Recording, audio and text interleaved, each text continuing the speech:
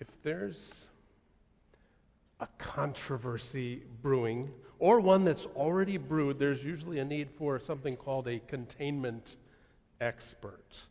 Someone to keep what shouldn't get out, or what has already gotten out, contained, hidden, denied, boxed up. That kind of containment necessity is usually evident, or at least occurs with celebrities, politicians, and folks who like to think that they're both. We've seen and will continue to see a whole lot of containment experts over time lately in political circles. And I'm sure the need to contain things happens in many other situations too, and with many other people. It's just not as visible as the whole high-profile situations. There's also the not high-profile, not at all controversial, and completely different idea about containment.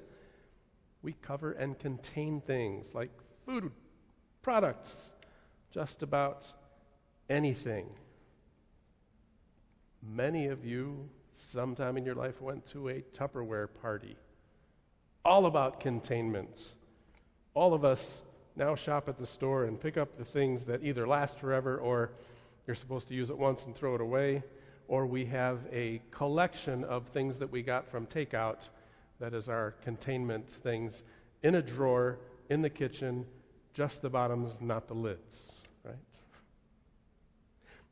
Whether there's something controversial, dangerous, innocuous, or just in need of a place to hold it, folks usually see containment in a positive or at least non-threatening way. Of course, now there's also the "you can't contain me" kinds of speeches and situations. You can't contain someone's passion. You can't contain a movement that just won't be stopped. You can't contain a reckless social media feed. And you can't contain an idea whose time has come.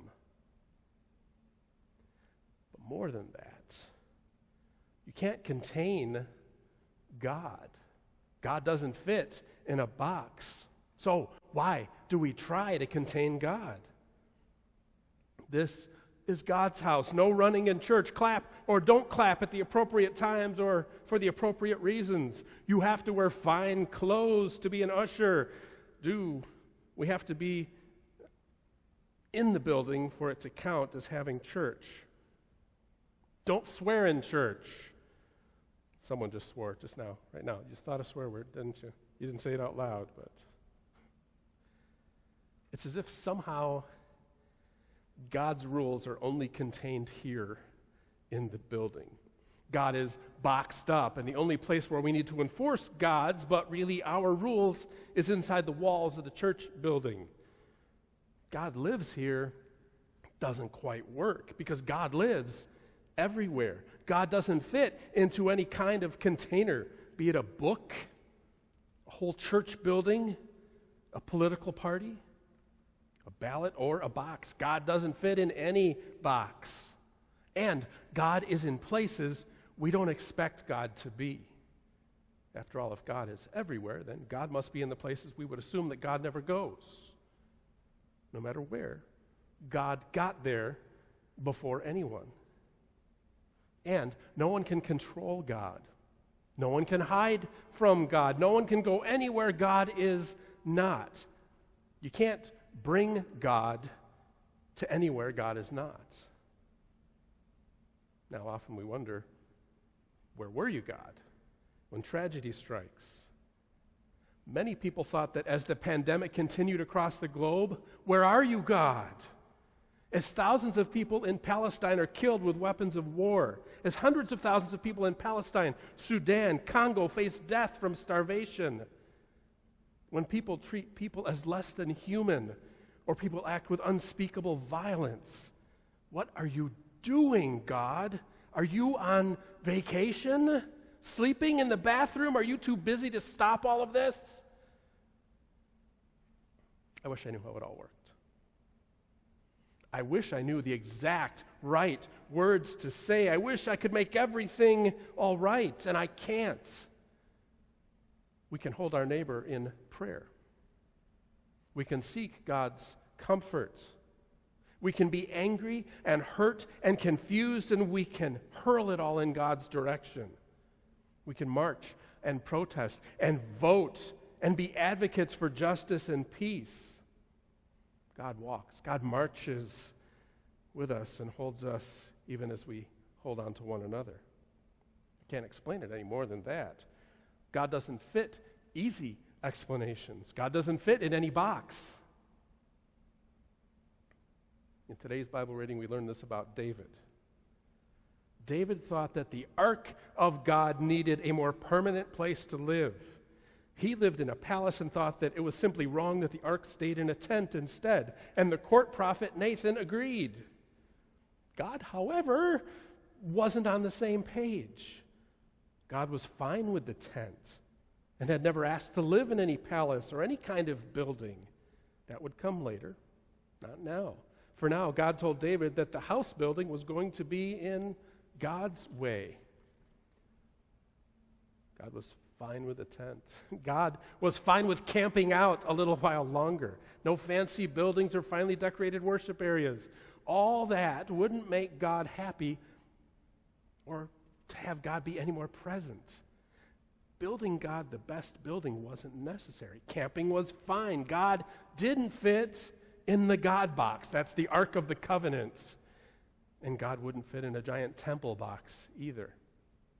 Now, David's son, Solomon, he did go on to build the temple. As a matter of fact, in addition to the temple to the God of Abraham, he built temples to many other gods. And the temple Solomon built would eventually become a problem for Israel. The temple became the center of the conspiracy with the king and the nation's political and economic leaders. It became a center of wealth and power instead of a place of worship. The prophets spoke out against how far the king and other leaders had strayed from God's plans. And that conspiracy would eventually lead to both the destruction of Israel in 722 BCE and Judah in 586 BCE. Building the temple didn't turn out to be a good thing at all in the end. And guess what? Current day thoughts and efforts about rebuilding the temple in Jerusalem still don't have anything to do with honoring God. Whatever politics you have about where the capital of Israel should be, it isn't about God. God can get everything done without any kind of box or location or palace or temple or house. It's also important to know that building a better worship center or improving the state of a building isn't about honoring God. It's about making a place look better. It's about making it more friendly to gather.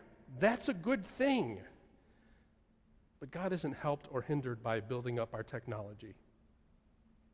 We should build up our technology, but God isn't helped or hindered. God doesn't work that way at all. God doesn't fit in a box. I want to build you a house, God. You want to build me a house? I'll build you a house. Your house will last forever. What would it mean if instead of concentrating on what we can do for God because we feel obligated or because we think God deserves it, that we would just experience God's continued presence in our lives? How would we live? And how would we invest our time, energy, and resources? And what if we recognized God's presence in all people? How would we treat folks so often simply treated as the other or the outsider? What if, instead of protecting our borders, expanding territory, grabbing for power, and conquering people and lands, we learn to share and attend to one another? What if, instead of making our own boxes or compartments for when we pay attention to God and when we don't, that we just let go and encountered God everywhere? Not because we have to or because we were reminded to by our teachers or preachers, but because we just do. Because God's house isn't here, but it is here. It isn't out there, but it is out there. God is through the internet and the air. God doesn't fit in a box. God's house is everywhere, and we can continue to experience the unpredictable, the untamed, and universe-filling God. We can continue to experience the loving, forgiving, life-restoring God. Wear what you want. Frolic, love who you love, feed the hungry, end war and violence, share, be light and love in the world. And what's the payoff to that? Does there have to be a payoff? Some folks would say yes. Some folks bank on it like a business, or as a matter of good work ethic, or as a reward for a job well done. Can the payoff simply be doing the right thing? Yes? No? How about this? If we invest our time, energy, and resources in things that make the world a better place, our lives and the lives of so many more will be better. If we treat everyone as part of the community, then the community grows and our sense of being together grows. If we share and attend to one another, there is enough for all, and all are cared for. If we let go and encounter God everywhere, then we begin to recognize the sacredness of each person and every place. God's house is what we're living in all around, everywhere.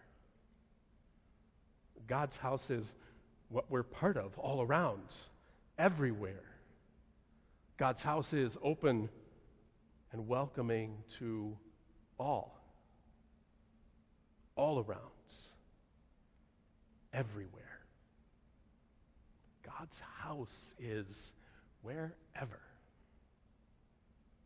Amen.